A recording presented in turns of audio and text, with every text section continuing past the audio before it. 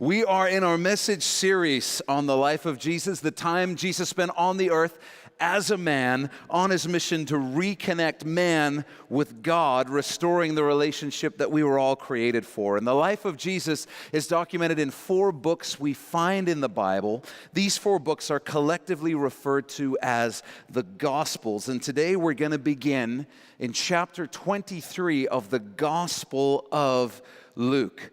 And as we pick up our study, it is the morning of the day Jesus will die on the cross in our place. In our last study, Jesus was taken to the Praetorium in Jerusalem, which is the headquarters of the governor of Judea, Pontius Pilate. The Jews were under Roman rule, and the Romans had forbidden the Jews from executing capital punishment. In other words, they could not carry out the death sentence. Only their Roman rulers could do that. And so the Jews that had wanted to kill Jesus, the religious leaders, had gone to the Praetorium where Pontius Pilate was to try and convince him that Jesus is a threat to the Roman state and he needs to be executed.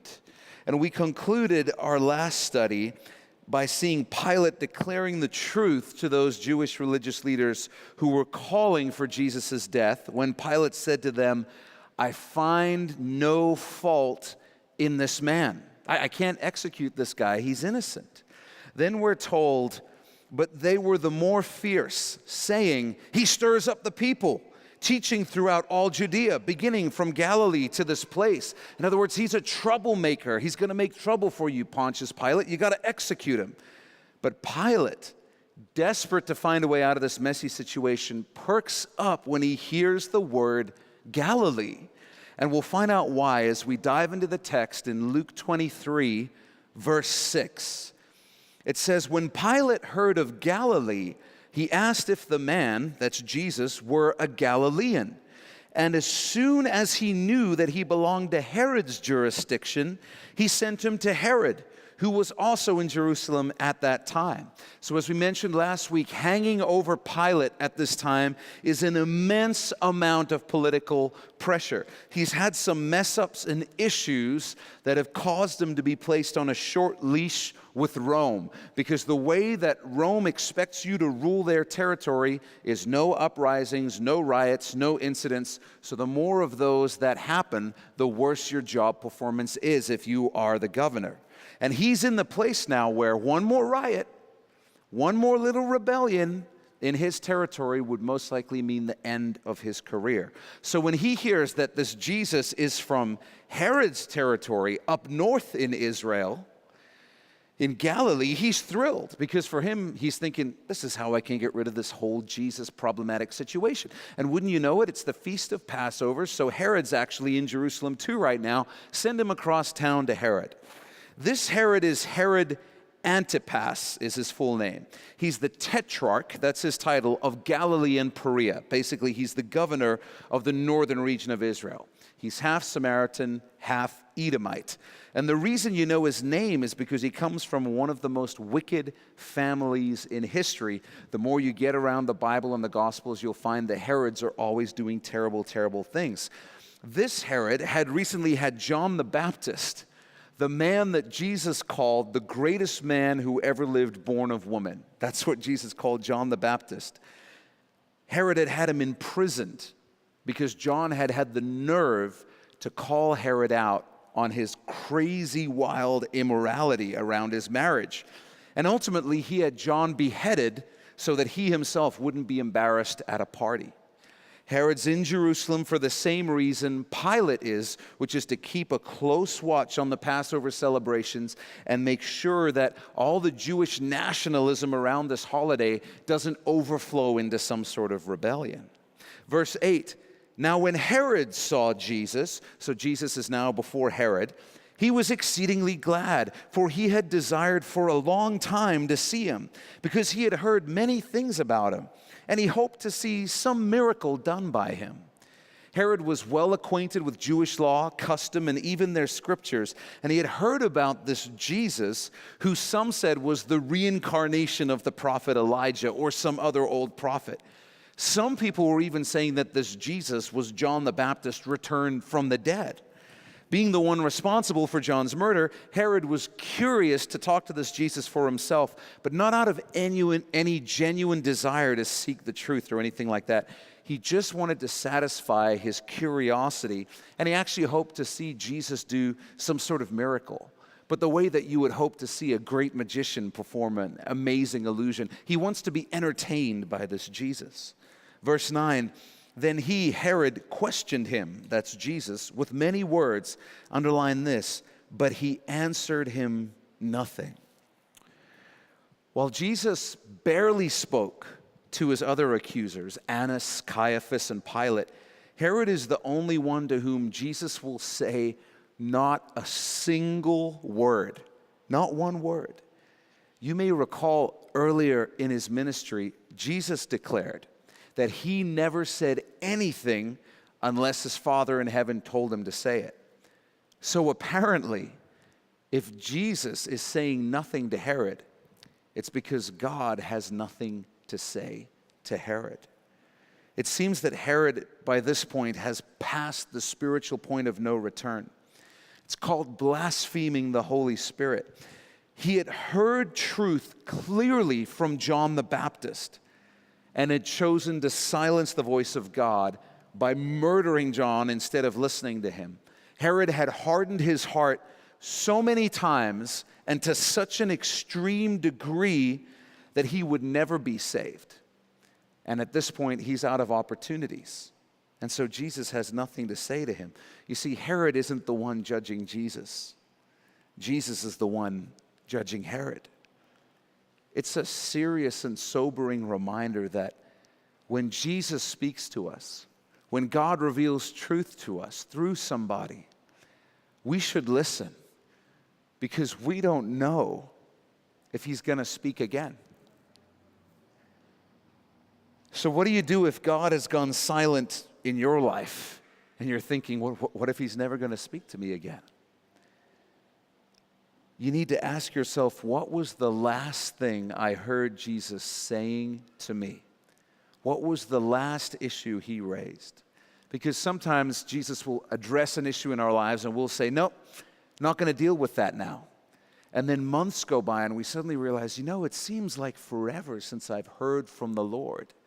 And it's because we thought that when God spoke to us about that issue in our lives, we could just say, no, we're not going to talk about that, God. But we're going to keep this thing going. We're going to keep talking back and forth. And what the Lord said was, we got nothing to talk about until we deal with this issue.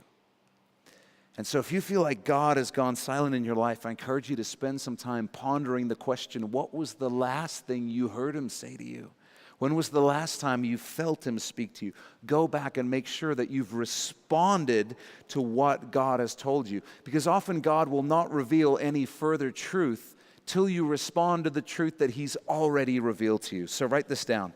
Herod had already heard truth from John the Baptist, so he did not receive any more of it. He had already heard truth, so he did not receive any more of it. If you're not going to do anything with the truth God has given you, why would he give you more of it? Verse 10, and the chief priests and scribes stood and vehemently accused him. They accused Jesus. Then Herod, with his men of war, that just means his soldiers, treated him with contempt and mocked him, arrayed him in a gorgeous robe, and sent him back to Pilate. That very day, Pilate and Herod became friends with each other, for previously they had been at enmity with each other. Luke's gospel tells us that Herod found no fault in Jesus either. So along with that judgment that he can't find anything wrong with Jesus, Herod sends Jesus back to Pilate. But before he does that, he makes a mockery of Jesus by playing up the charge that has been leveled against Jesus. You'll remember the religious leaders had told Pilate, listen, he's saying that he's a king, which means he's a threat to Rome. And when they interviewed Jesus, they realized he's no threat. Jesus had told Pilate that my kingdom's not of this world, so it's no threat to you. So Herod and his soldiers beat Jesus, and they put a military robe on him that's in a royal color, and They riff and joke around on this idea that he's a king, someone this pathetic, and they send him back to Herod and apparently to Pilate. And apparently Pilate finds the joke hilarious because he doesn't mind that Herod has sent Jesus back to him, and it actually creates a friendship between these two governors where previously there had been a rivalry. And I've shared on this before. In our world, there's only two sides, the kingdom of God and the kingdom of Satan. Everything and everyone is in one of those two places.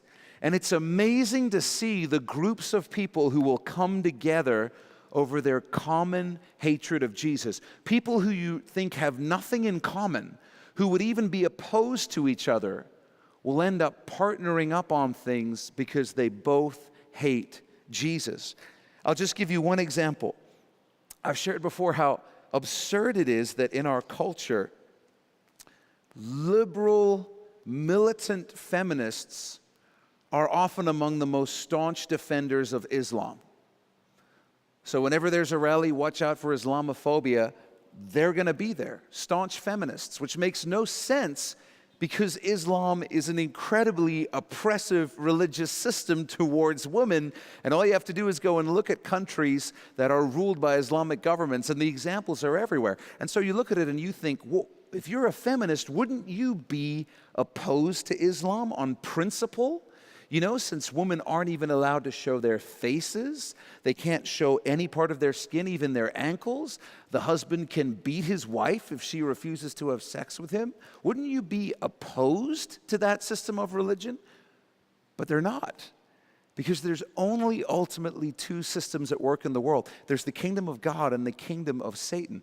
And so when people are in the kingdom of Satan, you might think they should be against each other, but they'll end up partnering up on things in the strangest ways because they have a shared hatred of Jesus. At this point, I'm going to ask you to flip forward in your Bibles to the next gospel, which is John, and find chapter 18 of the Gospel of John. John 18, and then we're going to pick it up in verse 39. John 18, verse 39. Pilate calls the men of the Sanhedrin, that's all the Jewish religious leaders, and the mob that they've gathered together, and he tells them all, listen, I could find no fault in Jesus. Herod could find no fault in Jesus. So I'm going to scourge him and then release him. And we'll explain more about that in a minute. In the Gospels of Mark and Matthew, we're told that Pilate, quote, knew that the chief priests had handed Jesus over because of envy. Because of envy. Isn't that interesting? The real motivation, the real reason behind their seemingly illogical hatred of Jesus was envy. They wanted what Jesus had. They wanted the power that he had to work miracles. They wanted the wisdom and insight that he taught with and answered questions with. They wanted the peace and the joy and the magnetism he had. They wanted people to want to be around them the way that people wanted to be around Jesus. But they didn't want to give their lives to Jesus. They just wanted what Jesus had for themselves so that they could be the ones who would be worshiped and adored. Now, why does that sound so familiar? Because before Satan was Satan, he was an archangel named Lucifer. The Bible tells us the most beautiful and glorious of all the angels in heaven. But he envied the glory that God had, and he craved it for himself, which led him to stage a failed rebellion in heaven, which resulted in him being cast down to the earth and transformed from the glory of heaven into the darkness of Satan. And this is the warning. You can make a note of this. Envy always causes you to miss the incredibly good things that are right in front of you. Envy always causes you to miss the incredibly good things that are right in front of you. You're focusing on what you don't have instead of everything you do. And no greater example of that has ever existed than the Jewish religious leaders missing out on Jesus because they envied him. If they hadn't allowed envy to take them over, they would have heard the message of Jesus, which is, everything I have, my glory, my kingdom, my joy, I want to share it all with you. And I want you to have it and be part of it. But they wanted it all for themselves without Jesus. And so they missed him. Pilate continues speaking to the Jewish religious leaders and the mob in verse 39, and he says, "But you have a custom that I should release someone to you at the Passover. Do you therefore want me to release to you the King of the Jews, Jesus?" Ancient secular sources tell us that the Romans would occasionally grant amnesty at the request of their subjects. And so it's safe to assume that they would do it at something like the Feast of Passover, when as many Jews as possible would be in Jerusalem to see their incredible kindness. So they would take a convicted criminal, and at the request of the Jewish people, they would release one of those convicted criminals at Passover as a sign of how magnanimous and generous they were as their Roman rulers. And John actually tells us this was a regular Passover tradition. So Pilate is thinking, if Jesus is the King of the Jews, then surely they're going to ask for him to be the one who gets amnesty. Problem solved. Now, Mark tells us that the chief priests stirred up the crowd, which means they bribed, they lied, and they did whatever they had to do to create an angry mob, so that, verse 40, then they all cried again, saying, "Not this man, but Barabbas." Now, Barabbas was a robber. Luke's gospel tells us that Barabbas had been thrown into prison for a certain rebellion made in the city and for murder. You see, Barabbas was considered a terrorist. He was someone who had participated in a bloody insurrection against Rome, but he wasn't a noble man. He was a thief and a violent man. He was on death row. And he wouldn't have been loved by the Jews either, because if there was ever a failed rebellion, the Romans would come down so hard on the people in that area, it would make their life hell. If a group of 100 men tried to stage a rebellion, they would kill 2,000 people just to make a point. So there would have been people in Jerusalem at this time who had lost family members because of the failed rebellion that Barabbas was a part of. He wasn't a popular guy with the Jews, and he was on death row with the Romans. The idea is that this was a rigged choice being presented by Pilate. He's putting up the worst man he can find to stack the odds in Jesus' favor. Continuing into chapter 19, it says, "So then Pilate took Jesus and scourged him." The level of scourging here is known as the fustigatio, which is a different kind of scourging. There's 3 levels. This is the least severe. It's still a beating with a staff. It was a corrective punishment used for minor offenses, and this will be a lot less severe than the scourging that Jesus is going to get after he's sentenced to die. So Pilate seems to be hoping that he can avoid sentencing Jesus to death by having him scourged, fustigatio. He's hoping that when the people see that Jesus has suffered, he's been beaten, that their bloodlust will die down and they'll ask for him to be released, because they'll feel like it would be wrong to keep asking for more punishment for Jesus at this point. This scourging is also illegal because Jesus is being assigned a punishment without actually ever being sentenced for any charges. Verse 2, "And the soldiers twisted a crown of thorns and put it on his head. And they put on him a purple robe. Then they said, 'Hail, King of the Jews!' And they struck him with their hands." This crown was made from the long spikes, they'd be up to 12 inches long, of a date palm that were formed into an imitation of the radiating crowns which Near Eastern kings wore at this time. The long thorns would have cut deeply into his head, adding to the pain and bleeding. So why a crown of thorns other than the pain it would inflict on him? Because back in Genesis 3, after Adam and Eve's sin, causing the whole world to fall into the brokenness of sin, thorns are one of the things that are specifically mentioned as being caused by the curse of sin coming upon the earth. The Lord said to them in Genesis 3, it should be on your outlines, "Cursed is the ground for your sake.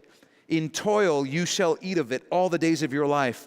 Both thorns and thistles it shall bring forth for you."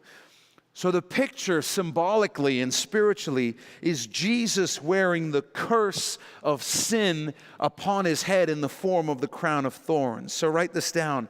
In his death, Jesus was crowned with the curse of our sin. In his death, Jesus was crowned with the curse of our sin. Purple was the color of royalty at this time, and so they grab what is some sort of military robe and fling it around Jesus again to further mock his claim to be king. Isaiah the prophet, hundreds of years before this, 500 years before this, wrote down these words that the Lord told him to record, speaking prophetically of Jesus. In Isaiah 50, verse 6, it says, I gave my back to those who struck me, and my cheeks to those who plucked out the beard. I did not hide my face from shame and spitting. We're going to find that the details of what Jesus will go through on the way to the cross are generally far more horrific than we have any idea. Verse 4, Pilate then went out again in front of the people and said to them, Behold, I'm bringing him out to you, that you may know that I find no fault in him. Then Jesus came out, wearing the crown of thorns and the purple robe. And Pilate said to them, Behold the man. So Pilate brings Jesus before the people, presenting the ridiculous spectacle of a bloodied and bruised man dressed in a crown of thorns, wearing a royal robe, who's been beaten with a staff, hoping to make Jesus look so pathetic that the people would understand he's not the threat they claimed him to be and would call for his release. In fact, in the book of Acts, Acts 3:13, it tells us that Pilate was, quote, determined to let him go. This is the moment where Pilate thinks he's going to be able to declare Jesus innocent and the whole thing's going to be over. Verse 6, Therefore, when the chief priests and officers saw him, they cried out, saying, Crucify him! Crucify him! Luke's gospel tells us that Pilate said to the crowd, Why? What evil has he done? I have found no reason for death in him. We read, Pilate said to them, You take him and crucify him, for, underline this, I find no fault in him. And the pronouns that are used by Pilate in the original Greek have what's called an emphatic force, which means it's indicating his disgust with the callousness of this crowd towards Jesus. He's thinking, he's no threat. He's been beaten and bloodied. What is with you guys? You people are sick. That's what he's thinking. Verse 7, the Jews answered him, We have a law, and according to our law, he ought to die. Underline this, because he made himself the Son of God. Because he made himself the Son of God. According to Leviticus 24:16, in the law of God, the death penalty was to be applied for the blasphemy that they are accusing Jesus of. Obviously, it's not blasphemy to claim you're the Son of God if you actually are the Son of God. And as we've pointed out over and over in these last few studies, it's crazy for anyone to say that Jesus never made the claim he was God. Not only did Jesus make that claim over and over, but it was the very crime for which he was crucified. It's the reason they crucified him. He claimed to be God. Verse 8, Therefore, when Pilate heard that saying, he was the more afraid. You see, Roman mythology is packed with demigods and titans and men and women who were gifted with supernatural powers. So when Pilate hears the crowd say that Jesus made himself the Son of God, he gets nervous because of what he's done to Jesus, because he begins to wonder to himself again, who is this man? He knows there's something special about Jesus, and now he's wondering, have I arranged for the beating of some sort of demigod that I didn't know I was standing in the presence of? Verse 9, And Pilate went again into the praetorium where Jesus is and said to Jesus, Where are you from? He asks nervously, thinking Jesus might say, Mount Olympus or something like that. But Jesus, that's Greek mythology, by the way. I don't know what the Roman equivalent is, so I just threw that out there. But Jesus gave him no answer. Then Pilate said to him, Are you not speaking to me?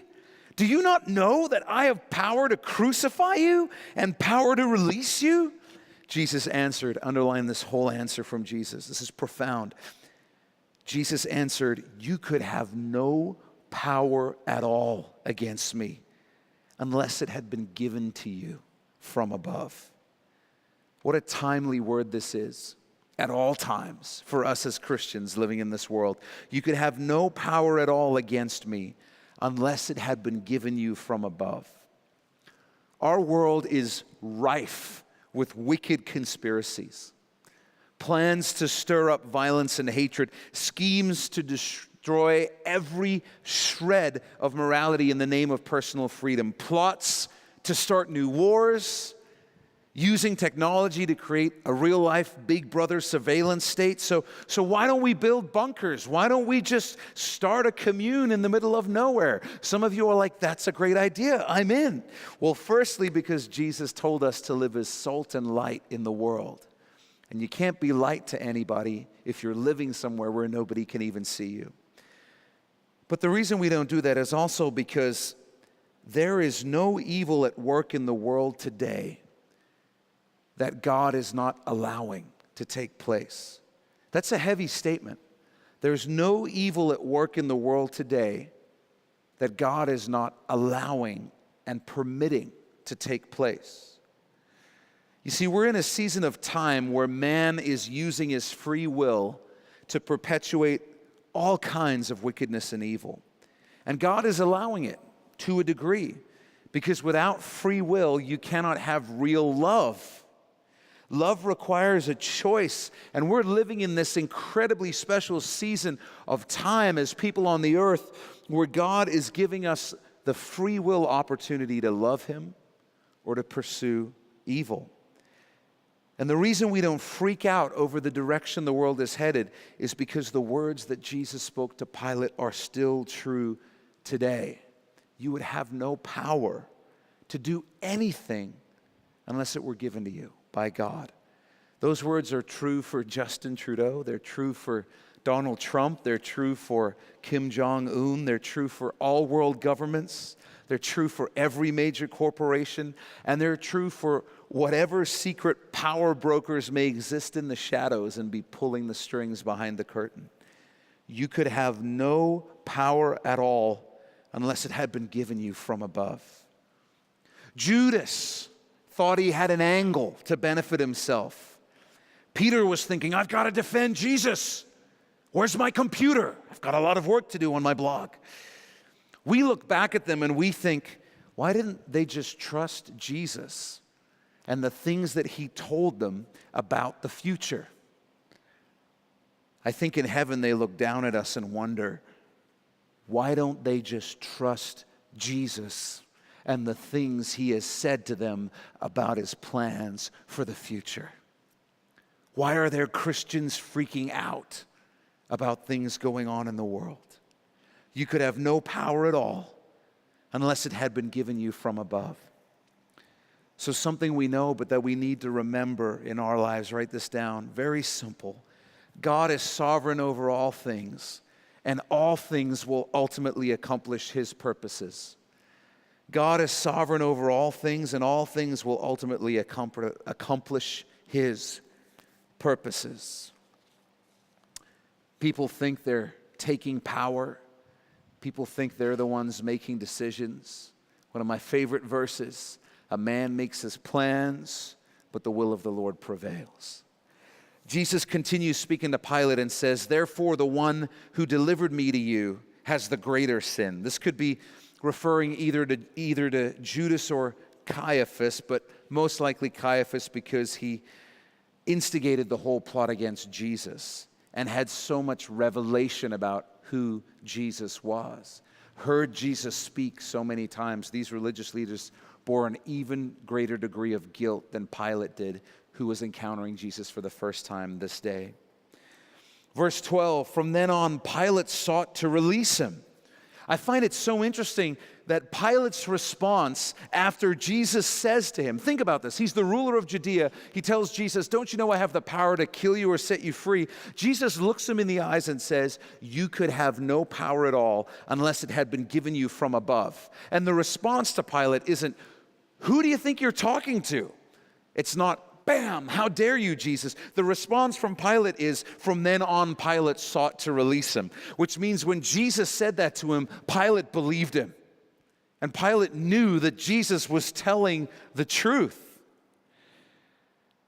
And so he's trying now to release Jesus because he's figured out this Jesus is for real. He's someone special. I don't want anything to do with this.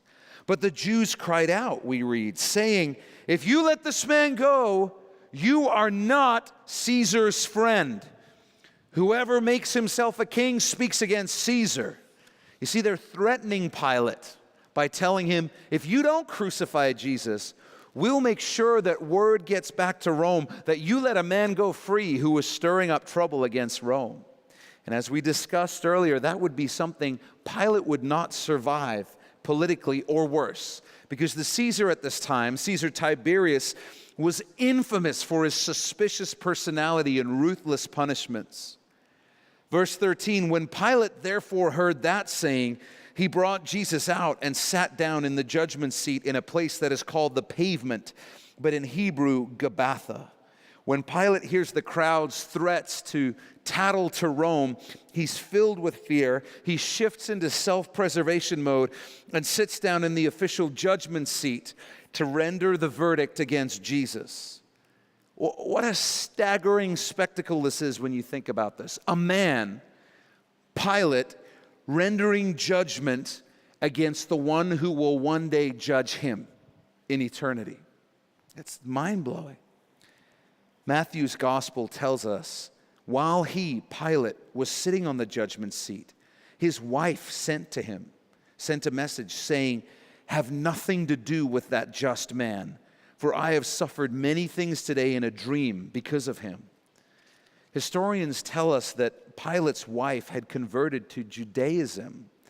And interestingly enough, she seems to be making a reference here to one of Plato's writings from 380 BC. One of Plato's most famous works is called Republic, and in it he writes about a just man who was put on trial as an unjust man. And the idea is she's sending this message to her husband Pilate, referencing this work by Plato, saying Jesus is the just man being put on trial as an unjust man. Verse 14, now it was the preparation day of the Passover and about the 6th hour. This is reckoning by the Roman method of timekeeping, meaning it's around 6 a.m. in the morning.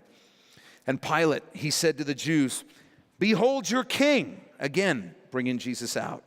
Pilate's mocking the Jewish crowd now by saying, this pathetic figure is a fitting king for a pathetic people. But they cried out, away with him, crucify him." Pilate said to them, "Shall I crucify your king?" The chief priests answered, "We have no king but Caesar." Blasphemy, blasphemy. As they remind Pilate again that they will tell Rome that he has been disloyal if he allows Jesus to live. In Matthew's gospel, we're told that when Pilate saw that he could not prevail at all, but rather that a tumult was rising. So when Pilate saw that he couldn't persuade the crowd to release Jesus with a scourging, and a riot was on the verge of breaking out, it goes on in Matthew's gospel and says, he took water and washed his hands before the multitude, saying, "I'm innocent of the blood of this just person. You see to it." And all the people answered and said, "His blood be on us and our children." What a tragedy, because it has been. Since this time, Israel and her people have been a hated people, a persecuted people, a murdered people. The Holocaust, the Spanish genocide, and on and on and on throughout history you can look. It all goes back to this time and this moment, essentially. Israel here renounces her entire history, identity, and everything God has done for her. And the incredible thing, though, is that God is perfectly faithful. Even though Israel disowned him, he will not disown Israel, because that's who he is. As the word tells us in 2 Timothy 2:13, if we are faithless, he remains faithful, because he cannot deny himself. Hosea, the prophet, prophesied that Israel would do this hundreds of years earlier when he wrote, "For the children of Israel shall abide many days without king or prince, without sacrifice or sacred pillar, without ephod or teraphim." So in other words, he was prophesying their country's going to be destroyed. They'll have no temple, they'll have no priesthood, which would happen very shortly after Jesus in 70 AD. But Hosea goes on to tell us Israel's story won't be over. And he goes on to say in the very next verse, afterward the children of Israel shall return and seek the Lord their God and David their king. They shall fear the Lord and his goodness. And then it says, in the latter days, in the latter days. So later on, in the end times that are quickly approaching today, through the great tribulation, Israel will turn back to the Lord and be received by him. It's worth noting that Pilate never renders an official guilty verdict against Jesus, meaning Jesus is ultimately killed to fulfill the desires of the Jews, that he be killed for claiming to be the Son of God. He's not crucified for treason or sedition against Rome, but for blasphemy. Luke's gospel tells us, so Pilate gave sentence that it should be as they requested, and he released to them the one they requested, who for rebellion and murder had been thrown into prison. That's Barabbas. But he delivered Jesus to their will.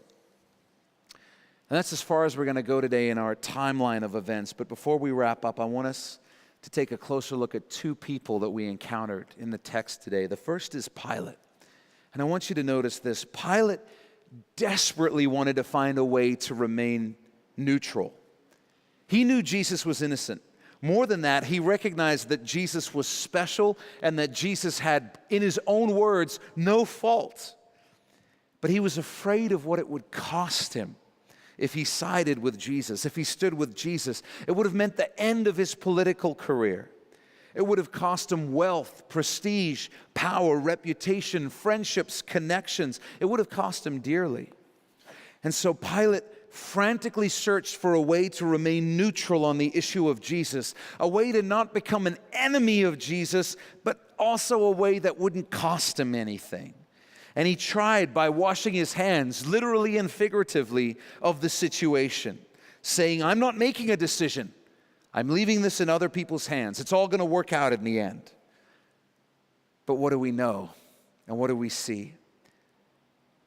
By not making a decision for Jesus, Pilate was making a decision against Jesus. And he goes down in history, in infamy, as the man who ordered the scourgings and crucifixion of Jesus Christ.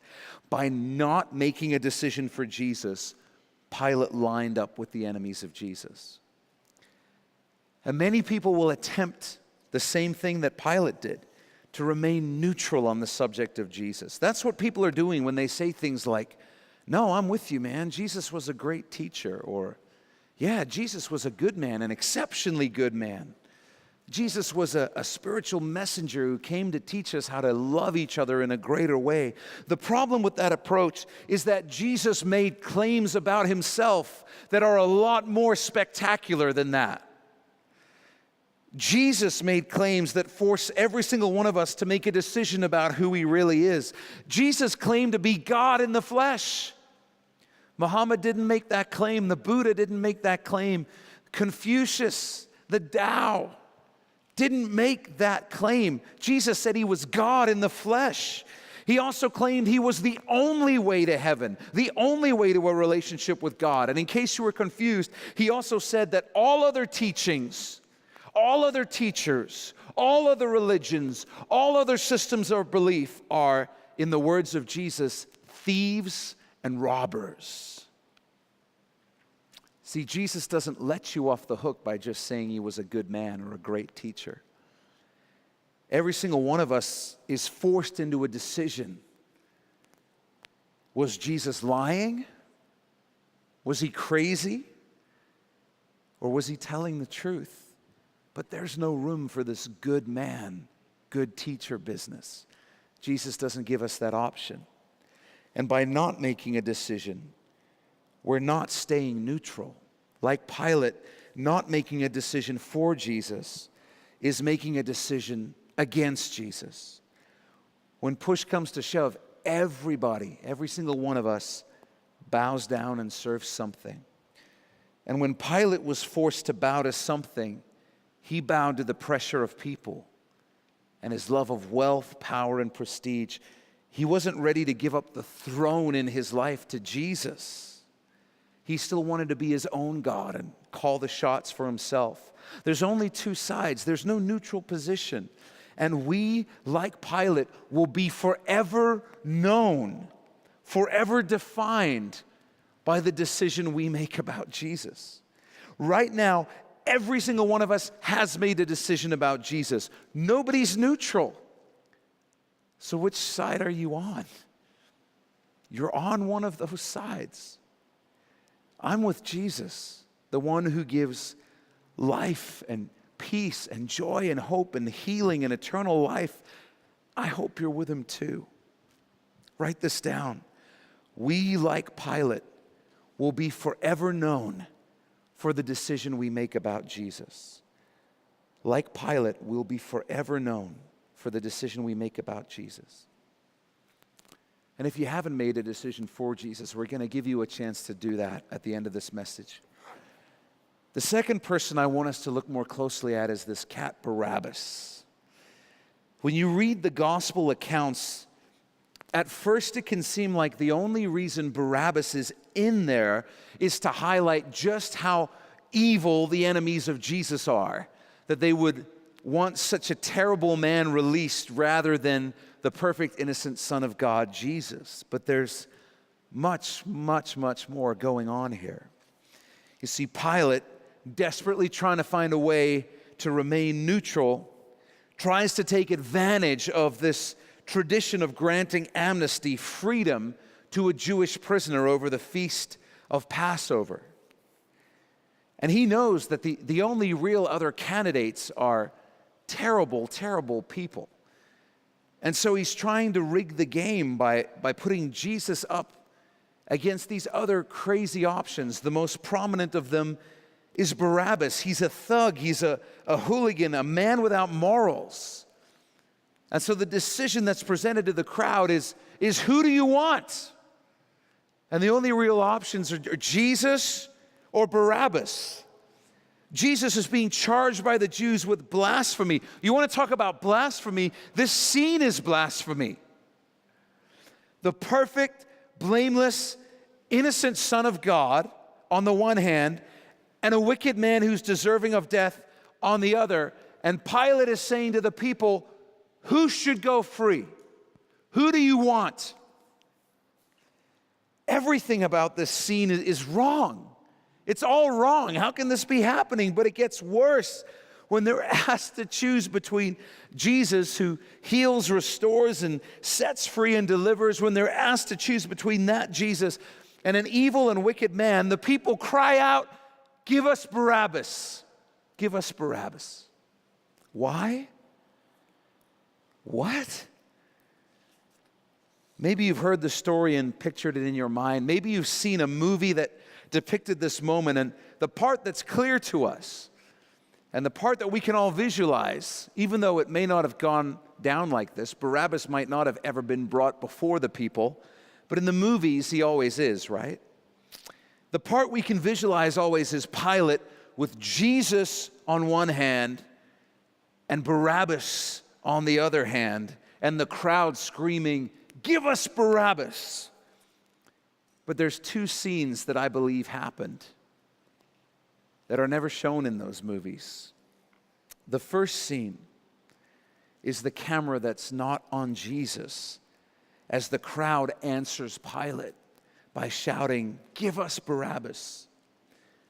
And what that camera would have shown is the bloody, beaten, and bruised head of Jesus wearing a crown of thorns, nodding along with the crowd as Jesus speaks out with them, "Free Barabbas, free Barabbas, free Barabbas." Because Jesus loves Barabbas. He loves him. And Jesus came to the earth with the mission of suffering and dying in our place, every single one of us, starting with Barabbas. And so as the crowd is crying out, "Free Barabbas," I have no doubt in my mind that Jesus is nodding his head, saying along with them, "Yeah, free Barabbas, free Barabbas." Are you starting to see the picture here? We're Barabbas. You and me. And some of you know enough about Hebrew to figure out what the name Barabbas means. Bar just means son of, and Abbas or Abba just means father. Barabbas' name literally means son of the Father. That's not a coincidence, because when Barabbas stood next to Jesus, he was a guilty sinner. He's a murderer, he's a liar, he's a thief, he's a wicked man. And don't kid yourself, when you and I stand next to Jesus, the perfect Son of God who never sinned, we don't look any better than Barabbas. When we're put up next to Jesus, we're just as guilty, just as deserving of death. And yet the Lord, when he looks at us, sees instead a potential son of the Father, a potential daughter of the Father. And the second scene that we forget about is the one that shows Barabbas being unchained and told, "You're free to go," as Jesus is being taken away to be scourged and crucified. As Jesus was being taken away to be killed, there was this moment when a Roman soldier walked up to Barabbas, whose guilt is never in question. We know he's guilty. Everyone knows he's guilty. Removed his chains and said, "You're free to go. You're free to go." Unless Jesus had shown up in that situation, unless Jesus had been hated and brought to Pilate by his enemies, unless Jesus had been there in that place at that time, Barabbas was a dead man. And it was an absolute miracle that out of nowhere, a man named Jesus showed up, and all the wrath, all the punishment, all the justice that should have been poured out on Barabbas gets directed towards Jesus instead, and Barabbas goes free. You see, the Father treated Jesus like Barabbas so that he could treat Barabbas like Jesus. Write that down. The Father treated Jesus like Barabbas so that he could treat Barabbas like Jesus. Barabbas is me. Barabbas is you. And Jesus loved me. He loved you. And he died for me, and he died for you, even when, like Barabbas, we were ungrateful and ignorant to the significance of what he was doing for us. God is perfect, and so he judges to a perfect standard. That's his right, just like it's our right to judge the members of our society to our standards. But instead of giving us the punishment that our sins deserve, Jesus took them upon himself and took our place so that we could enter the family of God as a son of the Father, a daughter of the Father. In the book of Romans, the Apostle Paul says it like this: "But God demonstrates his own love toward us in that while we were still sinners, Christ died for us." Jesus switched places with us. The innocent was condemned so that the condemned could be set free. What Jesus has done for us is the greatest act of love the universe ever has or ever will know. This is what love is. Barabbas didn't go free because of anything he did. In fact, he did everything he could to not go free. He messed up his life so bad. But Barabbas went free because Jesus took his place, period. That's it. In 1 Peter it says, "For Christ also suffered once for sins, the just for the unjust, that he might bring us to God." Jesus took your place. He took your punishment, and he died the death that you should have died. And you can disappear into the crowd like Barabbas and walk away from Jesus and never look back. Or you can give your life to the one who loved you that much and begin to experience the life and relationship with God that you were created for. It's your choice. But the one thing you can't have any doubt about is that Jesus loves you. Man, he loves you. He loves you. Would you bow your head and close your eyes? Jesus, thank you so much that you love us. That every single one of us is Barabbas. We're guilty. There's no question about it. But you have loved us and said, let me be punished in their place. Let me die in their place so that they can go free. You loved us before we even knew your name, before we were even born. And Jesus, when we're confronted with a love this radical, this extreme, this complete, how can we say anything other than, yes, Lord? I want that. And we want you. So we invite you to rule and to reign in our lives, Jesus. We ask that you would speak to us. If any of us feels like you've been silent, would you take our mind back to the last thing you said to us and give us the faith and the boldness to say yes to you now, to respond to you this time, and deal with whatever it is that you're asking us to deal with.